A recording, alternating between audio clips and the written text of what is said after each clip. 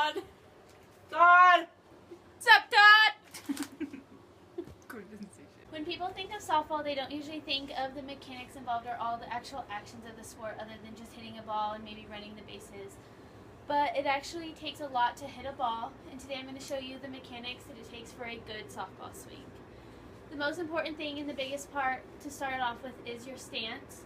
You should stand with your feet about shoulder width apart, not too far, not too close. Some people can stand with an open stance or closed stance, but it doesn't really make a difference other than the bat placement on the ball. It's really important to stay balanced, and once you start your swing, you'll start to the back foot, but that's unimportant right now. And a lot of people will either do 50-50 their weight, or they can do 70-30, which is mostly on the back, or 60-40, which is a little more on the front, but still a lot on the back.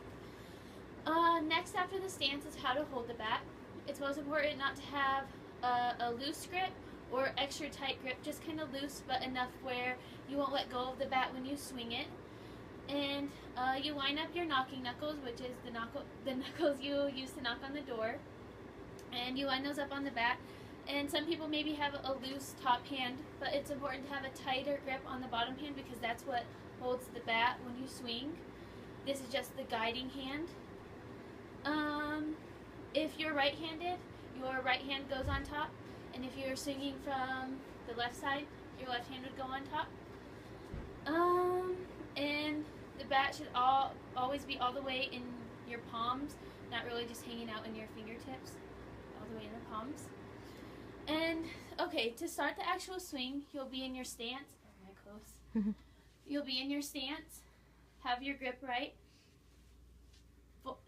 shoulder width apart on your feet, shift your weight back a little bit, and you usually start with your bat about right here, maybe like a little higher, a little lower, just depends. And you like to keep your arms tight to your body, not to, a lot of power hitters can hit like this, but it's easier to guide your swing when your arms are close. You start by, when you load back, you throw the end of the bat towards the ball, and once you come through, you'll come through with the bat level to the ground, not too up and not under the ball.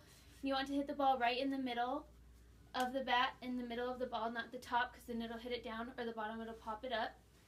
And it's important to, once you swing, to keep your feet back and not come forward on your weight and shift forward. Otherwise you won't have any power. And when you finish your swing, your hips need to be all the way through the ball and facing the pitcher. So you should always start with your load on your bat and then come through and make sure your weight stays back and isn't forward. And other than that, you should be able to hit 3 balls in a row and with the level of your swing. So go 1, 2, 3, and they would go in the plane of your bat. And that's all.